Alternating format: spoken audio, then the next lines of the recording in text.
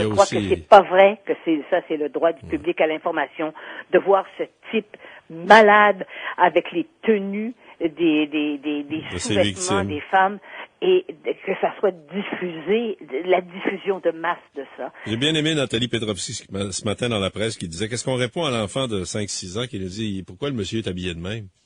Alors, l'enfant de 5-6 ans, quand il va avoir 12 ans, il va s'habiller comme ça aussi parce qu'il a revu ça puis il pense que c'est comme ça.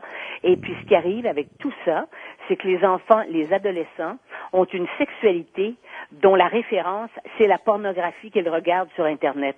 Il y a des petites jeunes filles parce que vous savez qu'il y a des études, il y a des enquêtes, des études qui ont été faites là-dessus.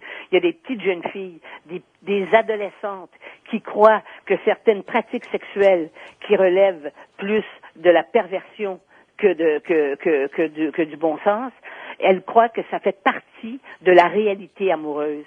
Autrement dit, leurs modèles sont des modèles pornographiques et les images qu'elles ont des femmes, c'est les images de la prostitution et ça fait aussi qu'elles s'habillent comme des petites prostituées.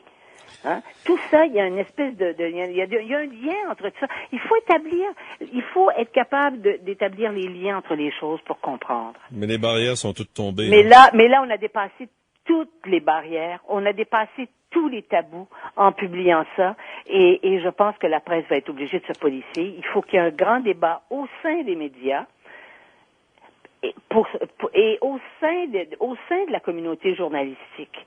C'est pas vrai qu'un journaliste peut participer à ça sans que ça pose un problème. Bonne soirée, à demain.